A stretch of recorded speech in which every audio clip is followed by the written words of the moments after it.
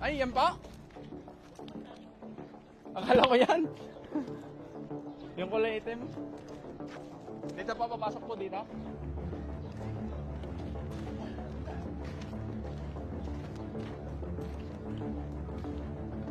May aso dito ah. Apo!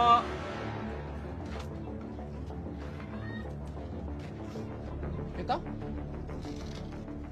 Hello po, Apang.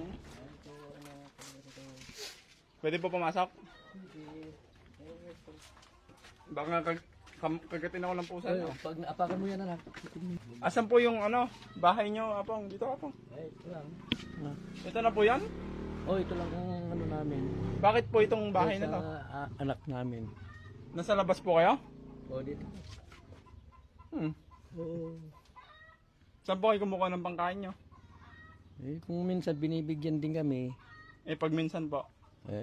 magtitiis na lang anak.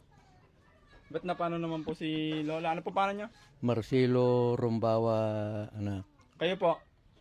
Hindi makakapagsalita, anak. Bakit po? Na-stroke nga po nung ano. Ah, stroke po siya. Mag-4 na taon na siyang ganyan. Ano naman pong pangalan niya, Apong Marcelo? Martina. Martina. Oh, Martina Pajarito Rumbawa. Nakakaintindi pa po siya, hindi na. Hindi ko lang alam anak. Hindi ko naman nakakausap na kasi.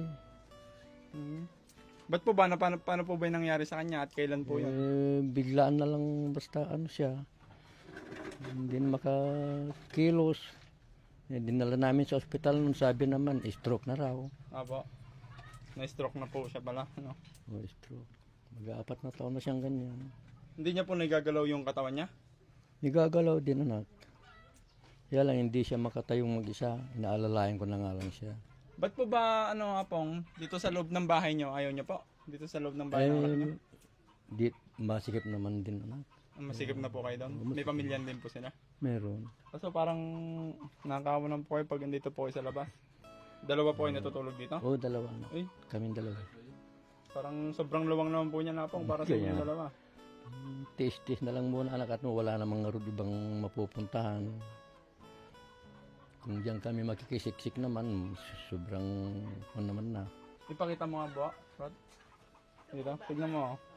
Tignan nyo guys kung gaano kaluwang po yung, ito, basta ito na po yung pinakabahay nyo, no? Tapos nakikiluto-luto na lang po kayo dyan? O may May lutuan din? sarili akong lutuan sa labas anak. Andyan yung lutuan niya sa labas? Ay, ito.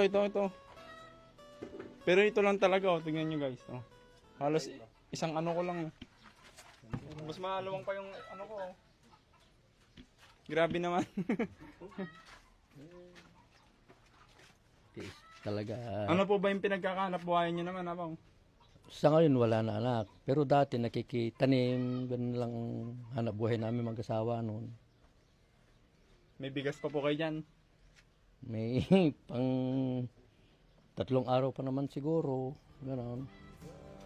May bibigay po ako sa inyo.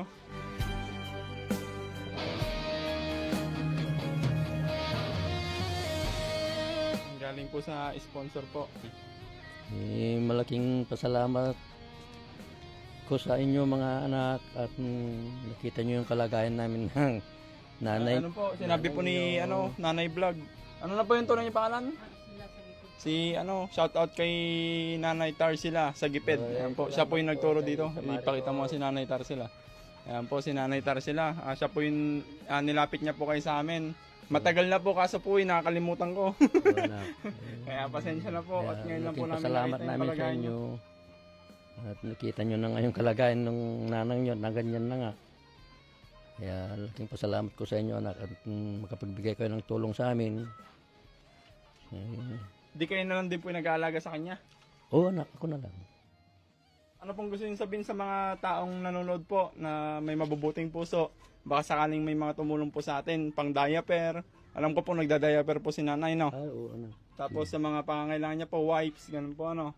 Oo. Tapos bigyan, sige po, ano Ganun pong ang- masasabi niya? Sana po magpapasalamat ako sa mga tulong sa amin, lalo na sa mga mari kong tarsing na siya palang nakapagsabi sa inyo anak. Kaya laking pasalamat ko na lang sa inyo lahat. Anak.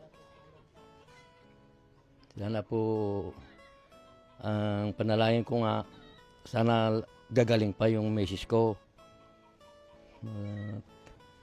Matanong ko lang nga po, ano po bang wala po ba kayong sariling lupa? Ay, wala na. Wala po? Ito na po talaga yung pinakalupa nyo? Nakikitira lang din kami. Kaso pa nga itong tinitirikan naming lupa, kasalukuyang sa kaso to. Kaya hindi nga namin alam kung paano ang namin kalagayan namin pagdating ng araw. Ay, hindi nyo po sariling bahay to? Ay, Ay, lupa? hindi na. Paano po yung pag pinalayas po kayo? Yung ang mahirap sa amin ngayon dito Hindi ko alam kung paano mangyayari sa amin pagdating ng araw. Pagka dumating yung araw na kami palalayasin, yun ang mahirap sa amin ngayon. Doon ko naisip na paano kaya.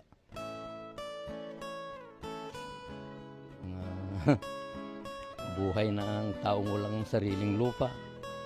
Mahirap talaga pala. Wala naman kami kakayanang magpundar. At ganito nga lang buhay namin. Mag-pray lang po kayo kasi po hindi lang po tayo pababayaan ni Lord. Basta manalig lang po tayo Sabagay sa anak, kanya. araw-araw naman ako nagpipray. Lagay ko anak, wala rin sigurong masabi sa akin sa pag-aalaga sa kanya dahil talagang buhos ang ko rin sa kanya. Dahil siya ang nakuha kong partner habang buhay kung halimbawa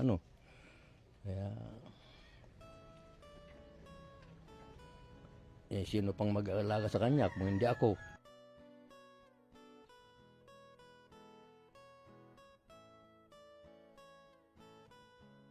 Pasalamat na lang ako at may taong gustong sa amin tumulong. Ipagpipray ko din kayo sa mga anak, mga lakad-lakad nyo. Na lang.